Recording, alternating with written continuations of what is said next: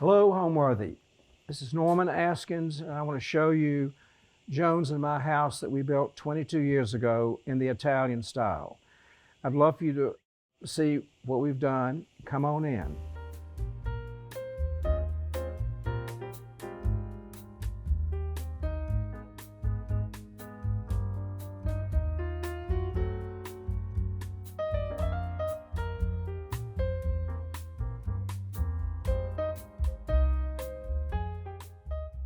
You're watching Homeworthy, where we believe every home has a story. Hi, I'm Allison Kenworthy, the founder of Homeworthy, and we're now offering a membership plan that gives our supporters early and exclusive access to new videos. Hi, Homeworthy. I'm Roz. You're here at my home in Los Angeles? Come on in. I can't wait to show you around.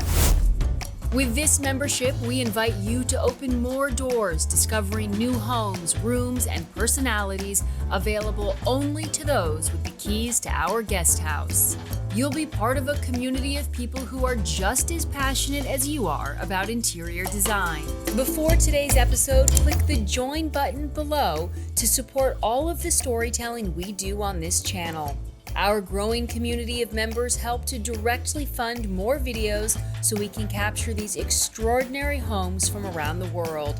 So join today to receive early and exclusive access to new Homeworthy videos. This is Norman Askins. I'm an architect in Atlanta, Georgia. I've been in practice for almost 48 years, private practice, and I do mostly almost all residential. That's the only thing I'm really interested in. I always have been, and I want to create houses that nurture people, make you feel good, but are also beautiful. So that's been my goal all my life, and I wanted to be an architect starting at the age 10, and it all worked out beautifully. My parents were very, very, very encouraging for my career, which I can't. They were always willing for me to travel, go to school, everything. So I've been very fortunate there. So I'm sitting right now in our living room, and my wife Joane and I live here and have for 22 years. And so we'll do the tour of the house, and you get to see more of it. My wife and I, we had a very charming house just right up the street. But you know, I've never done a house for myself. I've done a lot of renovations, but never a whole house. So I thought, this is the time in my life, if I'm going to do it, I got to do it. So of course I bought this lot. It had a house on it, and we tore it down, a ranch house, undistinguished. And we took us about 2 years to come up with the design. We couldn't decide what style, because she liked French stuff, I liked American stuff. So we finally came up with a compromise to go to the mother lode, which is Italy. So we were lucky enough to be able to travel to Europe at least once or twice a year for years. And so we actually also were able to stay in houses in Italy, that had like house hotels. So that gave us even more ability to design a house that was, I wanted it to be fairly authentic. It can't be totally authentic. So I tried to make this as authentic as possible, but still make sense.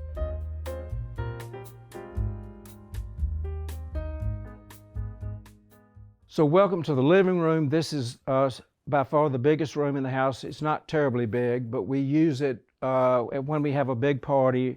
It really comes in handy. A lot of people come over. This is the perfect room.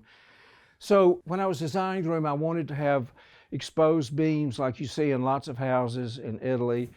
So I got my friend Bo Childs found me these wonderful ads, big beams, and then all of them ads, from North Carolina, so maybe, I've forgotten what the building was. But I was lucky to get those. They're hard to get now, easy to get then. Bo was also the one who got this great tapestry for me in a house in some way out in the country in France, and I told him what size I wanted, kind of, and I wanted it to be uncut, where it's the original size and all original, and he was able to find it, and I got it at I think, an amazing price. So in here, for Joane's Christmas, right before we got built the house, I gave her, had these, we ordered the leaded windows for this one room. All the windows and doors in this house on the exterior are from Asselin in France. And I was their first house they ever did in the United States. And now this is, I think, their biggest market, I think. So anyway, I did the leaded glass like you would see with the antiqued and slightly antique glass. So I love those windows. They're great. And so this is an old Italian chest that we've had forever.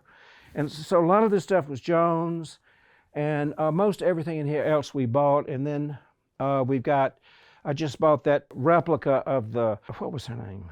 I can't think of it. Anyway, it's a famous sculpture I've always loved. Pauline Bonaparte. It was her, and I love it. Then I've got early painting of a church that I love. And then this is another view of Joane bought this sofa years ago. It's Italian, from this dealer in Atlanta that she had the most amazing things, all real. And then while I'm standing, I can show you a copy of my book that I did 10 years ago, and people are still buying it, and I'm still selling them. And it's a fun book. It shows a lot of the early, like 16 houses I did years ago, all of which I think it's a pretty good looking book. It's still relevant. It doesn't look dated, in my opinion. And this is one of my favorite things to collect, country life, American country life magazines, which are very hard to find. They went out of business during the Depression. So here we have a Portuguese hanging cabinet that was Joane's. I love it. I thought it should have had a panel, but when I got down and replaced the glass, which was gone, and with an old piece of glass, I found shards of glass in there. So it could have maybe had a glass door. I don't know. I really don't understand that, exactly how that works. And one of my best things in the house is from the house in Jekyll Island, one of the historic houses I copied the mantelpieces. They had a pair of them in this room, and I copied those. I took photographs, and one of the people in my office drew them up. And my friend Beau Childs, who goes to France all the time, he knew of some sculptors way out in the country. He gave them the drawings, and they're all in metric. And of course, they copied it. I just still can't get over what a beautiful job they did of getting all the details, and you can see all the tool marks. That's my favorite part about it. And then that stemma up there, I swapped to an Italian dealer in Atlanta for services. I helped him design his shop. And then Joane collects, years ago we collect these wonderful icons, some of which that dealer in Poland brought us over, and I love that. Those are great. So, and then on the walls in here, like all over the first floor and really most of the second floor, we did plaster because it's what it should be here. And the guy is no longer in Atlanta, but he was amazing. He would mix in the color into the mix, and then he would over trowel it. So you have all of a sudden these streaks and things begin to happen on the plaster if you trowel it too much. But that's what I love about it, is it got loads of character. It's real hard to see in a film, but tons of character, but it's not overdone. It makes it look instantly old. And then right over here, this is looking out toward our garden in the back. I've got an axis all the way from the street, all the way through the house, ends up at that bench in the back. And you can see over here, we'll go out there a little bit. I just wanted to mention some of the furnishings we have that are interesting. This is a Italian table we got from a dealer here in town. And I found this mirror frame, which is really early. It's some horrible painting in it, but I bought it for the frame, and then I looked up and found an ancient piece of mirror that I put in there, and I think that's one. And then I've got some Italian different saints just to make it more Italian. Then I've got this pair here of Italian scenes that I've seen them. They must be made 1 million of them. I don't think they're anything special. So one of my favorite things I own is this Renaissance Italian painting done in the late 1500s, and I still can't figure out who did it. This sofa is one of those Knoll sofas they still make, and this one's covered in my favorite fabric, not velvet, but mohair, you know, which will last forever. And so we did it in this mohair that picks up all the colors in the screen. And then we have lots of antique pillows. Some of them are really early. One in particular is amazing. This one we bought from a dealer in New York. It's in terrible condition, but it's absolutely amazing. He thinks it's extremely early, but I don't know whether it is or not. But we have, you know, it's so fun to get the pillows that look appropriate to a house. So the curtains in here, Joan found their velvet, cut velvet, and interestingly enough, the famous Atlanta decorator Dan Carruthers, who's a real good friend of mine, did a lot of work with him, and he came in here in this room one time. He said, well, Joan has never seen a piece of velvet she didn't love. So, and we have a lot of velvet, but I think velvet's such a luxurious fabric. Mohair is so comfortable, and it never wears out, and you can spill things on it, it cleans right up. And then we'll walk from the living room through a little hallway where my bar is, and got to have a bar. So this paneling here was from French, 18th century French linen fold. I believe they were church pews because of the height. It just kind of makes sense. So I did for a client, I did a fabulous bed out of this, and then I used the rest of it in here. It's exactly the same finish, so we just cleaned it. And then the bar is great, and I love to do real deep drawers so you can have all your bottles in the bottom. And then I have my American clock here, my grandfather clock that I love. And as you can see, I just leave all the tools in here that I use out in the yard. I mean, why not? It's right outside.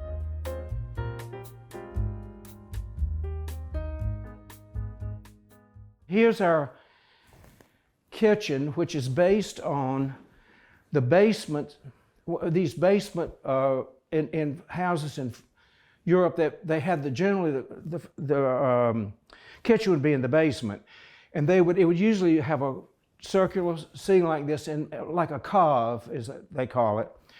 And that, because the wood was very rare, expensive in Europe, so they would do masonry and then they would plaster it, or sometimes it's left with just brick. And then, so I did a window here that's kind of a sort of a, anyway, that's the first thing we bought for the house. One weekend at Scott's Antique Show, we bought that. It's from Bosnia, a pair of great looking windows, and they had red in the corners, 4 corners, so I had that taken out and just put clear in. I didn't like the red.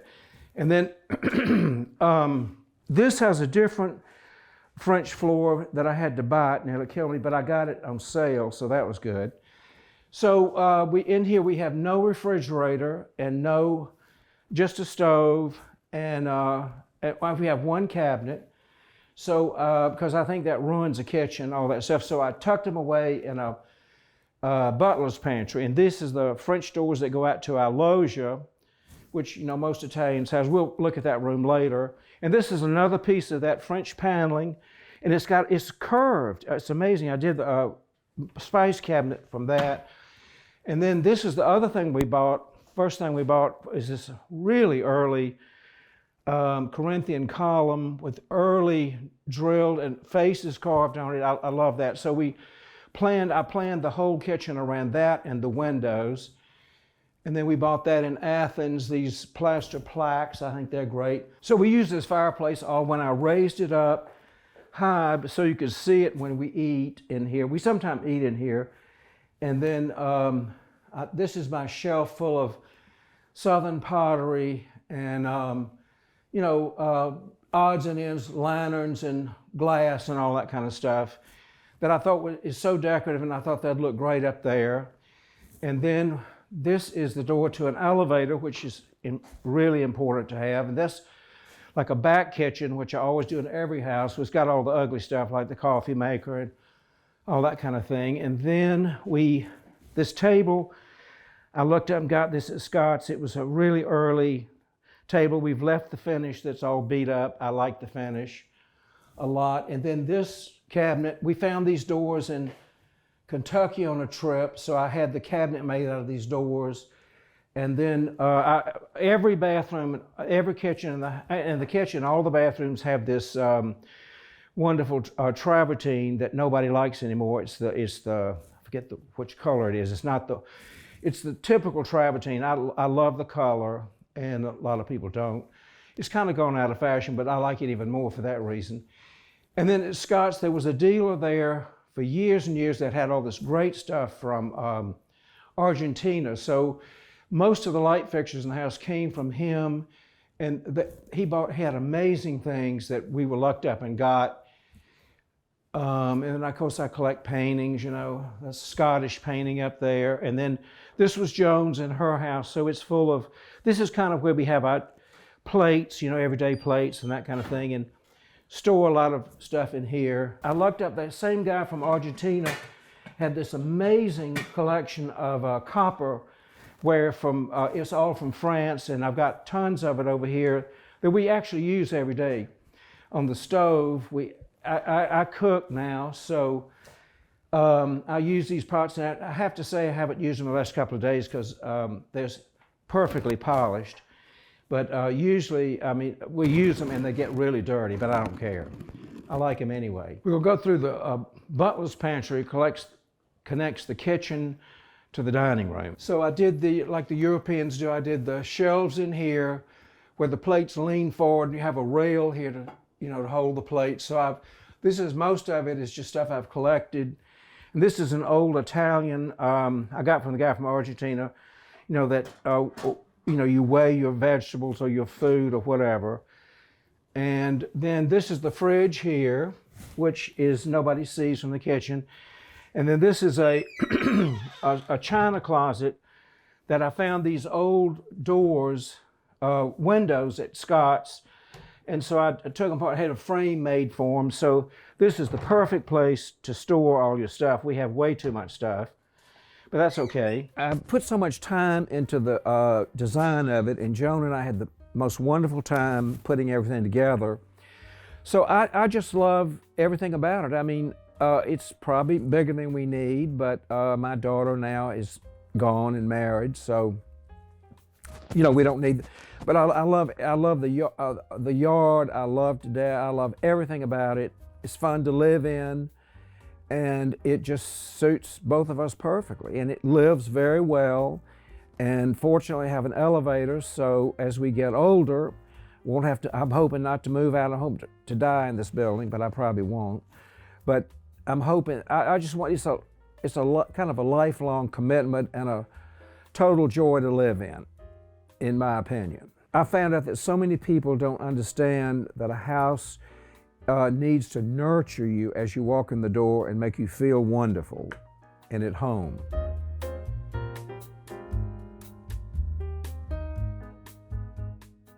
Welcome to the dining room. We just came through the butler's pantry, and I want to show you a feature that I love. I wanted this doorway here to be symmetrical with the doorway to the hallway, entrance hall. So, but I couldn't make the door full width because I have a counter. So I made the door look like one door, but actually only, this is fixed and this part opens, which is an old Renaissance trick. People did that all the time. So this room is big, pretty big room, because when we have the family, it's about 12 people. So we have this big table, and I never found a table I could afford. So it's a plywood table with, it has a skirt on it, and then it's got oriental rugs. I've got two, one for the kind of the summertime that's lighter, and one for the winter that's darker. These are gallery rugs, which for some reason people don't seem to like. So I've been able to buy these really good ones for not a whole lot of money. So the floor is, again, the old French terracotta. The ceiling, we want a trip to to Detroit 25 years ago and went to the Detroit Museum. In one of the historic rooms, I think it was an Italian room, had this same pattern in the ceiling. So I quickly got on the bus where back on the bus where the tour was, and quickly sketched it up so I'd remember it with no real cornice. The cornice is dropped. And then but theirs is all painted in different colors, which I didn't think we needed to do at all. So in Palm Beach, as I mentioned early in the summer, they just give stuff away. They want to get rid of stuff. So I was lucky to get a set of 12 country Italian chairs, which I think are just wonderful. And we got a whole line of, and I push them against the wall, like I think was an historic way to do it. And then a friend of mine, I swapped him an American, really a good American table for this painting, and the painting was in terrible shape, but it was, the value of it was the frame, because the frame is a period 18th century. It's one of those grand tour paintings that, the English and the French and everybody bought. And, but anyway, I've had it restored, worked on by some conservators, and the painting is probably not worth anything, but it looks so good in here, I think, and it's huge, and it need to be big. And then we found this buffet over here, which I think is a period one in Birmingham, and it came out of one of those Birmingham mansions. There were lots of them. But I want to mention another thing. We have these, to light this room, I found these sconces up in Highlands, North Carolina. They're bronze. And then, again, we had the shades made in Venice.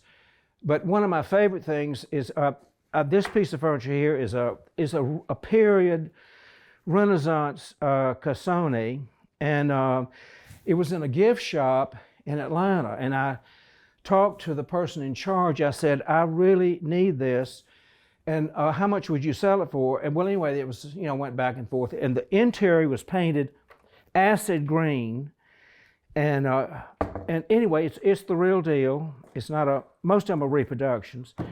19th century, but this is the real deal. So I got it for, one of the most expensive things I ever bought. But one of my favorite things of all, when I was at Georgia Tech at my last year, I bought this painting. It's a late 1500s painting. It's a Flemish painting, I think. And so I had it, and I took it home to my parents, and my daddy thought bad stuff was going on. Anyway, it turns out it's a brothel scene. So anyway, which I didn't know, didn't think about it. But anyway, so I gave it to, went into a museum. I lived in Pennsylvania for a while, and I knew people that went into, and they wanted some panel paintings. They didn't care if they're American, French, whatever, that conservators could learn how to clean. So I sent them a picture of this. It's on a panel with, all straps on the back and everything. And so they loved it. They wanted it because it was big. And so I had to sign a release that if they destroyed the painting, it's just too bad. But 5 or 6 or 7 years later, they finished it. They called me up, and I'd already moved back to Atlanta then. So I was able to get it back. And so they uncovered this person who was not in the painting, and then they uncovered, there's another person in here too they didn't uncover. They didn't, because there wasn't enough of her left. So anyway, if the conservators, if they see something, it could have been from an earlier painting, nobody knows, but I still like it. I don't care if it's a brothel scene or not. So I think it's always amusing. People are always amused by that. And then over here, and we again, that guy from Poland had all these fantastic pewter candlesticks and things that were not expensive. We got the chandelier. I don't remember where we got it. It's wooden, and I love the color. I love everything about that. And then this is one of the earliest textiles we have, but it's fallen apart. And so we were in New York one time, and we found these velvet. They were part of a vestment, they said, and so we bought those. I think they're amazing, early velvet. And then Joan was able to find a fabric that went perfectly with them. I couldn't get over it. And so we use those up here as valances. And this is a portrait of my daughter by Thomas Sully, who's a direct descendant of the Thomas Sully. And his wife did help me with my first book, so he painted this portrait of my daughter, which I've always liked. And then I was able, this is a made-up table, Italian table. It's not period, but it's made up from old parts, but I love it anyway. And then I found this painting at an auction here in town, and so I got up on it. It was hung way high. I got up on a ladder and took a photograph of the signature, and they didn't know exactly who it was. But anyway, I have the complete set of Benezet, so I came home and I was able to go through my Benezet and find the painter, the period fit, everything about the description fit. So I love that painting. I got it for a steal. And this is one of my other favorite paintings. This is a study for one of the frescoes. You know, in Piazza di Popolo in Rome, they had twin churches, and this scene right here is in one of the two twin churches. So if I go this fall to Rome, I'm going to go look at the actual thing. This was a study, and this very scholarly guy up in Knoxville had a lot of these interesting, really cool paintings. Well, let's go do the garden.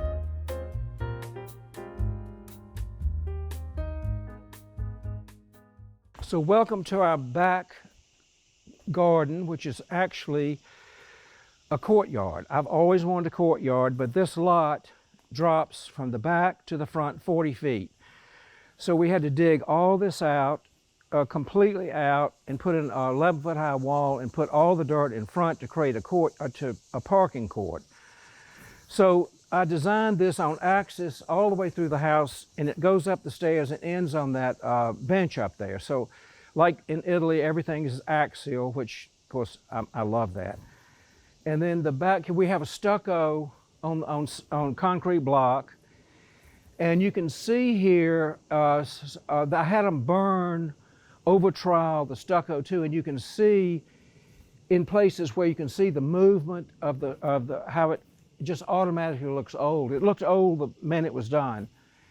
So out here, I had this pergola. I had it covered in vines for a while, but it was just overwhelming. It got so dirty, and anyway, I finally just cut. You can see the plants; they're ready to go, but I finally just had to cut them off. I got sick of it.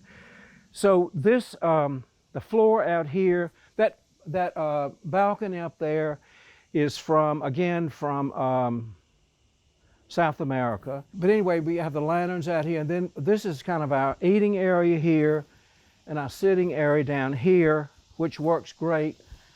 So I've got a round hole there, kind of to let air in, and I've got repeated on axis in our back sitting room. So you'll see that in a minute.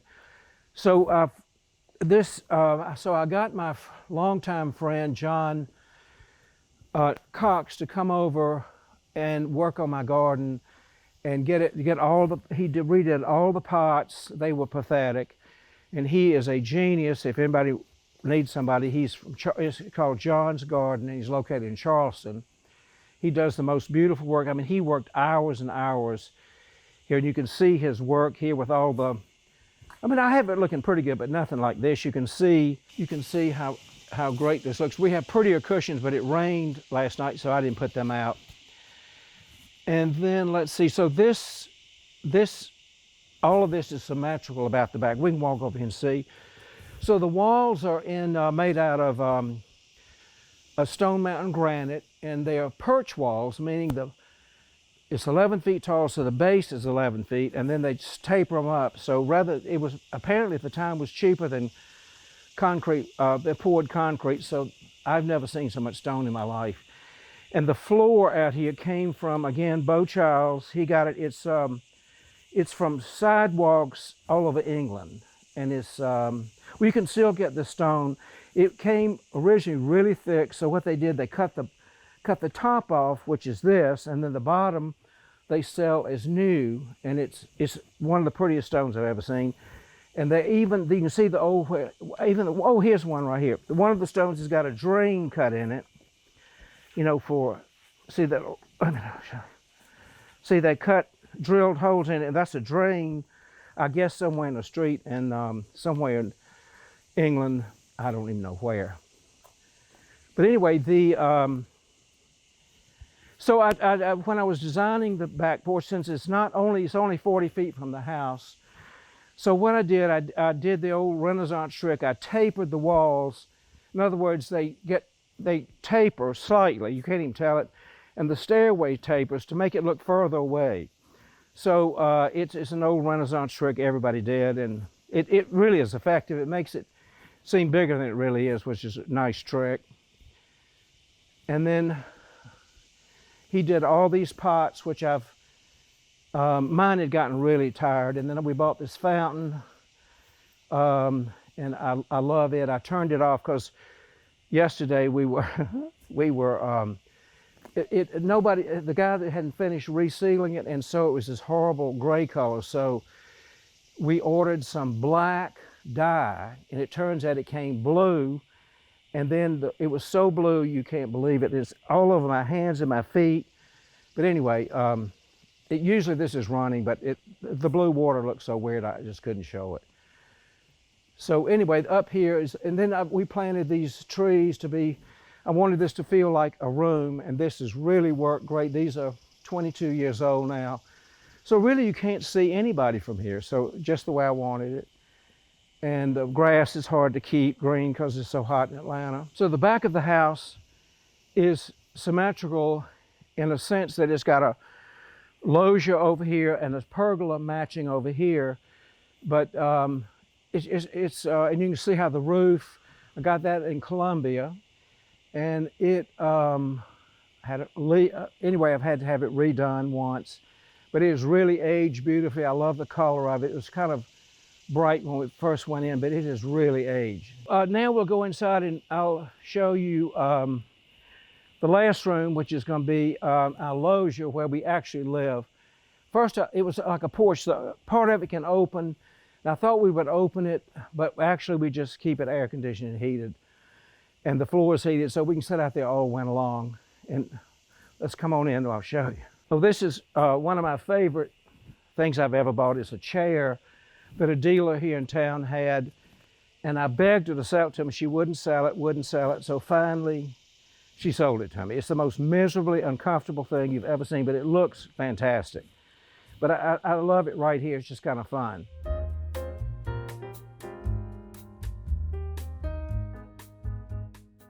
So I want to introduce my wife, Joan, who was my co-partner in doing this whole house. I mean, we did it. We never got in an argument over anything. It's a miracle. We agreed on everything. It took a little manipulation here and there, but it all worked out great. So she did the most amazing job, and every job she did in Atlanta was all beautiful. So sweet. I know. So we're going to come out here and see now the loggia or the back porch. So many Italian houses have this. So this is our loggia that we actually live out here all year round. And so, of course, these big cabinets here, one of them had a TV in it, of course, but no longer in there anymore. And so these are architectural things I've collected over the years. And the floor is two shades of travertine, the real white and then the gray. And then of course, we had to cave in and get a big TV. Joan finally allowed me to put one that's not under a table or in a closet. But she loves it. And then I hung I got that in a house in the mountains that was a chapel and a TB ward up in Highlands. And the people didn't want it, so I said, oh, I'll take it. So this is an old French day bed. The colors are perfect. And then this is a piece of Italian painted country furniture, which is one of my favorite things I've ever owned. And it's so perfect in this room. And then that's Joan's collection of blue and white Chinese. And then I got that wonderful bust. I don't know who he is, but it got lots and lots of age to it, which I think is perfect. You see, it balances the other round one at the other end. The other window, this window came out of a house that we did for President of Delta Airlines, and we had to change the room, so I got both. I've got one in the mountains and one here. And then, let's see, what else we say? We bought this table, this little French table. This is actually a tapestry that Joan thinks looks good on the floor. I think it looks great on the floor. And then, let's see, what else in here? So these steel windows here, this was the first job, or maybe the second job, this guy in Atlanta had ever done of steel windows, but he did a great job, and they've been perfect. They're not double glazed, but it doesn't get that cold here, so it doesn't matter. And so as you can see, yeah, we feel like we're sitting in the garden or the backyard, which I've always wanted something like that, so I have it, and I love it. So we eat in here almost every day, and it's just the perfect room. It's small. I love small rooms. It's 11 by 22, I think, and it's just really tight, but I like it that way. It's cozy. It feels wonderful, and it always has got a gorgeous view, which you'll see.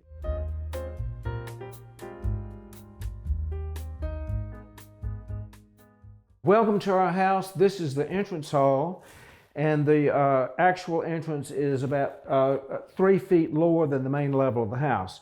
I wanted to point out a couple of interesting things.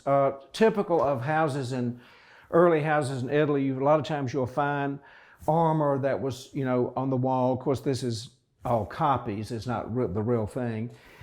And then I thought another kind of fun note, I bought this painting from the 1500s for I paid $50 for it. I got a ROTC uniform refund when my junior year at Georgia Tech.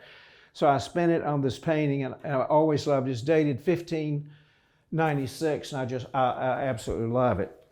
And then the steps here are Texas limestone, which is kind of my favorite. And then here, a friend of ours who's an artist, Jill Biskin, an extremely talented, fine artist, did this mural as a gift. It kind of looks like there would have been a door here, but she got all the correct furniture, the artwork, everything's exactly like it would look if you look into the dining room, including our dog. And she's got us in Tiepolo dress that she copied from, some mural in Italy. And on the right here, we have a stairway that goes up, and in so many Italian houses in the country, stairs are very incidental, unlike a lot of countries. So we have just a small piece of hand-wrought ironwork, and then it goes up and kind of disappears like so many French houses Italian houses you see in the country. So walking in here with me to the cross hall was kind of the entrance hall. And in here, I did a barrel vault, groin vault ceiling that I thought would be great in here. And so to light the ceiling, I had these lamps made with a shade that lights the ceiling so you can actually see what's going on. So one of my favorite things that everybody asks about in this house is this stove. It's Northern Italian that Joan has had for probably 40, 50 years. She bought it in Atlanta years ago. So you put your fire in here, and then you put your coals, take the coals out there, and it's got this whole thing would heat up, and it's got a flue in the back so all the smoke would go up. But Northern Italian, and you see them all over Scandinavia, that would heat the interior of a room more efficient than a fireplace, for sure. So then you turn around this way, and you can see the other end of the hall, which on axis here is our powder room. And then I did a bust up here we found years ago in Kentucky, and I thought that was great. And then we bought this in New York. It's a 19th century copy of a early French or Italian, trunk, which I think is great looking. So these lamps here are actually just a pipe from Home Depot, and my wife had the sheared velvet on it and the tassel, and then The shades were had them made in Venice. One of our antique dealer friends here had those done for us, which I think really add a lot to the house, because you really need to light the ceiling to make it look good. So back in here is the powder room for the first floor, and it's interesting. This sink came from Italy. It was a fountain, and you can see it had the water came here, but we had it drilled and installed in here as a sink, which I think is fun. We got these on our honeymoon in Nice. I got a pair of these that I think are fantastic. And the wildest thing is this door that I bought at Scott's Antique Market, and it's out of one piece of mahogany, believe it or not. All this is carved from one big chunk of mahogany. It's amazing. And then in here is the John, which is hidden away. So we leave this door open all the time, so we get the western light in the afternoon coming in. I went to Georgia Tech for architecture, and then I went to UVA for architectural history. It was one of the early programs in architectural history in the United States. And that was an amazing experience. And then I went to work for Williamsburg in the architect's office, and that was even a more amazing experience, because I learned all about, early 18th century and 17th century architectural styles and traditions and craftsmanship. So that was an amazing experience for me. Then I left there and came to Atlanta, got my license, worked for a commercial architect, which I absolutely hated every minute of it. So then I got a job with John Milner in Westchester, Pennsylvania. He's a preservation architect and does classical houses. That was an amazing 4 years, and that really, I had kind of my own little practice within his office. I did all the southern work because I spoke the language. And so that's where I really learned how to operate a practice. Then I started my practice in '77, and I was so lucky. I had made some connections. it was just a lot of luck. I got a teaching job at Tech to buy my house. And anyway, and then I lucked up and had friends, and I was the only classical architect at the time in Atlanta still, that was almost the only one still living. So I kind of had a free reign. The state of Georgia there was during a lot of restoration going on in America, so there were a lot of grants. So I lucked up. The state of Georgia had all kinds of projects that I was able to do, and that really helped me out. And then I started doing houses, and I got around, and people recognized me. And so I was extremely fortunate, I have to say, in my career, and that I've always been busy and always had a lot of work, and I'm just a very fortunate guy, I guess.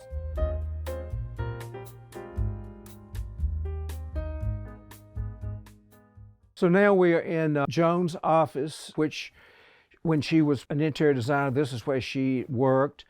But it also serves with a day bed. It serves as a guest room when we need it. And this was kind of my mother's bedroom. When she would come visit, she would spend the night in here, and then the bathroom is right around the corner. So we have bookcases in here that are very kind of interesting, and the curtains and the wall fabric are the same. And unfortunately, Joan and I found at Scott's these amazing handmade, I guess they were valances that we added to them, but unfortunately the window washers, when they come in here, they have kind of torn those things to a shred, so it's such a shame. So you can walk around here and you can see Joan's desk where she used to work, and this is the antique telephone. Don't you love it? And all pictures of her family over here, and all of her books, family photographs, and a lot of other stuff in here that we kind of mixed it up. Is a lot of books on architecture, decorating, everything like that. So this room is one of the smallest rooms has. It's one of my favorite rooms. So often on this chaise here, I will come in here and hide in here and take a nap. And when we were dating, and this was in her living room, waiting for her to come get dressed and come downstairs, I would sometimes sit and have a glass of wine and fall asleep. When we were building the house, I wanted to do, antique terracotta floors because that's so typical in Italy and France. So there's a long story about this floor, but I was able to get it at a real bargain because it was ordered from France through a very expensive dealer, and it arrived at the house. And anyway, the owner didn't like it. The decorator didn't like it. She wanted something better, but actually it was exactly the same. So the woman, her husband, demanded she get rid of this. It was on pallets, this huge amount.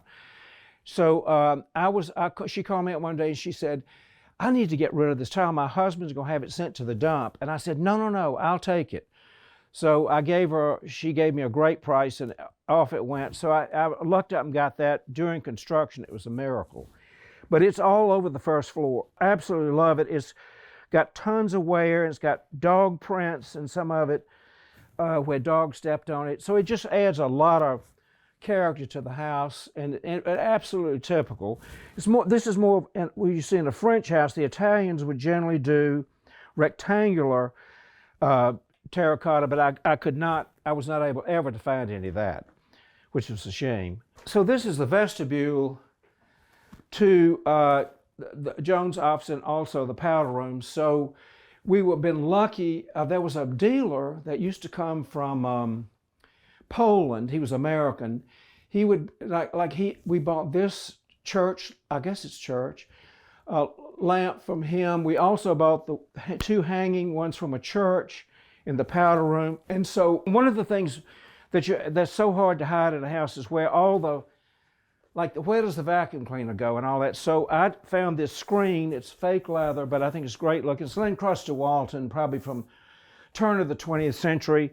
And so I mounted that on flush doors, and this is where the vacuum cleaner is, and the stereo and all that stuff. All it's not been rearranged, believe me. That's just the way it is. Light bulbs, all that kind of stuff that you need. But I hate a pair of just regular doors. It would look so ridiculous. But this I think it really is a charming way to hide things. Home, I have real strong opinions on this. In my practice, I try to encourage people to have a house that embraces you as you walk in the door.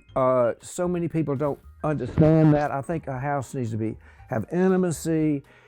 It needs to have a couple of small rooms. Not every room has to be humongous. It needs to nurture you all the time, make you feel good. And that has been my philosophy all the time. I can't get people to catch on to that, but most people do. They realize that a house needs to wrap its arms around you and make you feel wonderful in the house. And when you entertain, you got more room, but day to day, you need rooms that make you feel wonderful, in my opinion. Homeworthy, it was so fun having a chance to tour you through Joane's and my house. We feel like it's wonderful. I hope you did too. But I have to tell you goodbye. I've got to get back to work. Thank you. Bye. Thanks for watching. Be sure to go to homeworthy.com for exclusive content, shopping guides, and so much more.